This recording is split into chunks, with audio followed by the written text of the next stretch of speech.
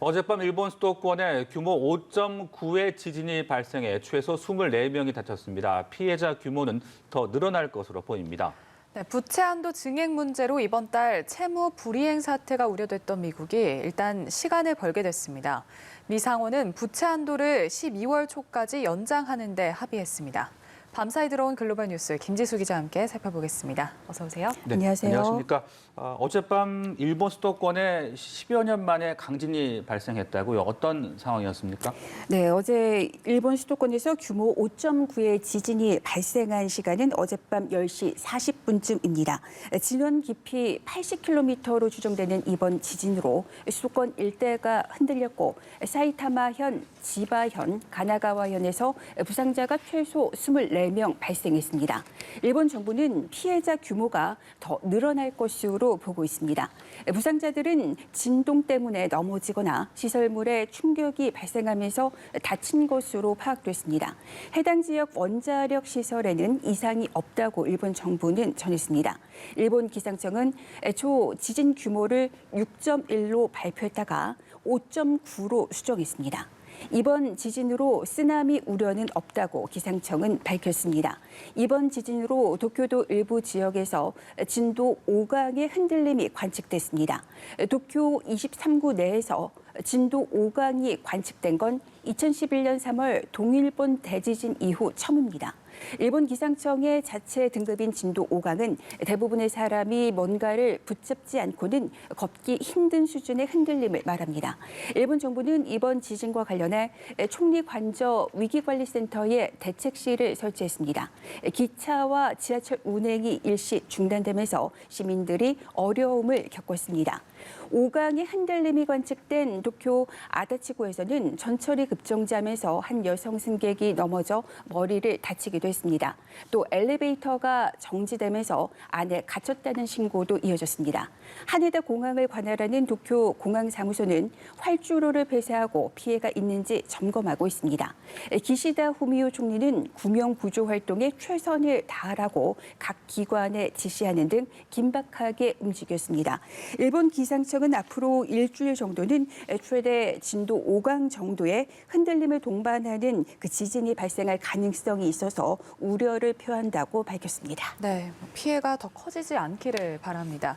다음에는 미국 소식인데요. 채무 불이행, 디폴트가 우려됐던 미국이 일단은 위기를 넘기게 됐다는 소식인데 일시적으로 부채 한도를 늘리기로 했다고요? 네, 이번 달 채무 불이행 사태가 우려됐던 미국이 일단 오는 12월 초까지는 시간을 벌게 됐습니다.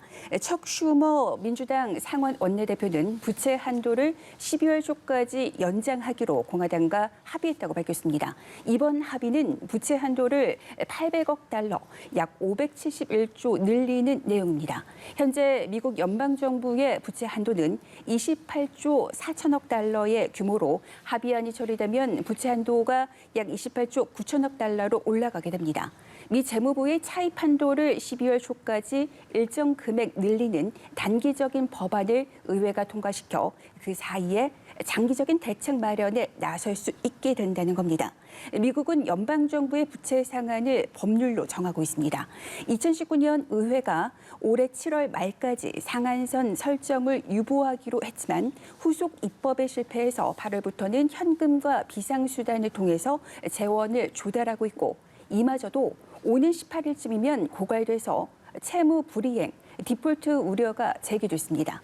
이번 합의는 부채 한도 설정을 12월로 유예하자는 미치 매코널 공화당 상원 원내대표의 타협안을 민주당이 수용하면서 이뤄졌습니다. 다만 이번 조치는 2달짜리 임시 방편에 불과해서 12월에 같은 문제가 되풀이될 것이라는 구련 우려가 나오고 있습니다. 네. 자, 다음 코로나19 관련 내용들 몇 가지 정리를 해보겠습니다. 전 세계 의료계가 고민하고 있고 또 논란도 있는 부분인데요. 바로 이 어린이들에 대한 접종 여부입니다.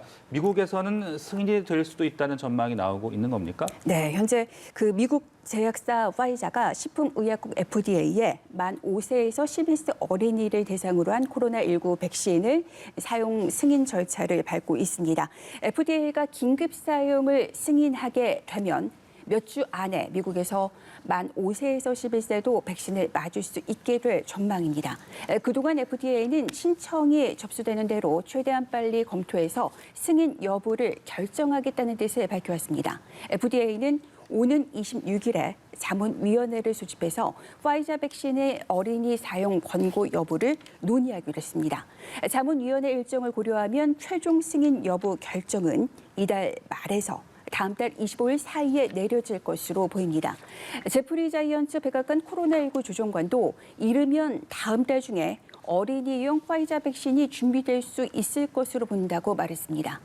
델타 변이가 유행하는 가운데 가을학기 들어 매일 등교 중인 초등학생과 유치원생도 백신을 맞게 되면 확산세를 잡는 데 큰 도움이 될 것이라는 전망이 나오고 있습니다. 앞서 화이자는 지난달 말에 공개한 만 5세에서 11세를 대상으로 한 3차 임상시험 결과에서 성인의 3분의 1 분량을 참가자들에게 2차례 접종한 결과 성인 접종자와 비슷한 면역 반응이 나왔다고 밝혔습니다. 임상시험에서 심각한 부작용 사례는 없었다고 회사 측은 전했습니다.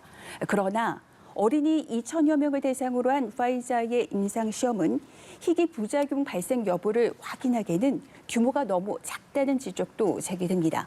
특히 10대 청소년을 포함한 젊은 남성 접종자들 사이에서 심근염과 심낭염이 일부 발생한 바 있어서 보건당국의 신중한 그런 검토를 주문하는 목소리도 현재 나오고 있습니다.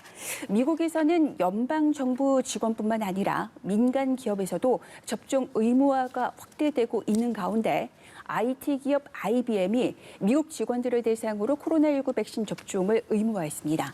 IBM은 오는 12월 8일까지 직원들에게 백신 접종을 마쳐야 한다면서 미접종자에게는 무급 정직 처분이 내려질 것이다. 이렇게 밝혔습니다. 네, 다른 나라 상황도 알아보겠습니다. 영국은 위드 코로나를 일찌감치 선언을 했는데 한 달 만에 신규 확진자 수가 다시 4만 명을 넘어섰다고요? 네, 그래서 우려가 좀 커지고 있는데요. 영국의 하루 신규 확진자가 한 달 만에 다시 4만 명대를 기록을 했습니다. 7일 기준으로 영국의 신규 확진자는 4만 700여 명으로 지난달 6일 이후 가장 많았으며 이날 사망자는 120여 명이었습니다. 눈여겨볼 대목은 최근 발생하는 확진자의 절반 이상이 17세 이하 집단에서 나온다는 겁니다. 영국의 교육당국은 겨울철 코로나19 상황이 악화하면 학교에서 다시 마스크를 쓸 수 있다면서 코로나19 확산 시 비상계획을 세워놨다고 밝혔습니다. 최근 확진자가 급증하는 지역의 학교에서는 이미 마스크 착용이 다시 도입됐고 학교 행사도 화상으로 열리고 있습니다. 영국에서는 현재까지 110만 명이 롱 코비드, 그러니까 코로나19로 인한 4주 이상의 장기 후유증을 겪고 있는 것으로 파악됐습니다. 그리고 이 중에 절반에 가까운 40만 5천 명은 그 증상이, 그 후유증이 1년 이상 현재 지속되고 있습니다.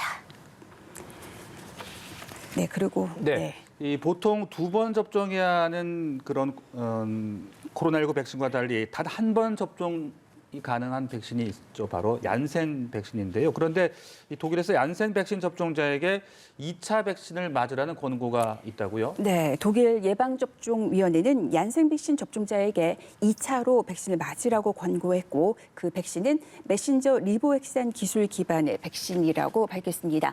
메신저 리보핵산 기술 기반의 백신으로는 화이자, 모더나가 대표적입니다. 예방접종위원회는 얀센 백신 접종자에게 메신저 리보핵산 기술 기반의 추가 접종을 권고하는 건 얀센 백신의 예방접종 효과가 불충분하기 때문이라고 밝혔습니다. 위원회는 독일에서 얀센 백신 접종자에게 상대적으로 많은 돌파 감염이 발생하고 있다면서 얀센 백신은 델타 변이에도 상대적으로 효능이 떨어지는 것으로 나타났다고 설명했습니다. 이에 따라 얀센 백신 접종자는 접종 4주 이후 추가로 메신저 리보핵산 기술 기반의 백신을 맞을 것을 권고한다고 예방접종위원회는 설명했습니다. 예방접종위원회는 또 접종 후 6개월 이상이 지난 70세 이상의 고령자와 의료진 그리고 간호간병 인력도 반드시 부스터샷을 맞으라고 권고했습니다. 이런 가운데 세계보건기구 WHO 사무총장은 내년 중반까지 전 세계 인구의 70%가 코로나19 백신을 맞도록 하자며 제약사와 접종률이 높은 국가들의 협조를 촉구했습니다. 테워드로스 WHO 사무총장은 그 중간 단계로 올해 말까지의 전 세계 인구의 40%가 백신을 맞아야 한다고 했습니다. 그는 이러한 목표를 달성하기 위해서는 공평한 그야말로 공정한 백신 분배가 전제돼야 한다고 강조했습니다. 네, 오늘도 다양한 국제 소식 살펴봤습니다. 글로벌 브리핑 김지수 기자와 함께했습니다. 고맙습니다. 고맙습니다.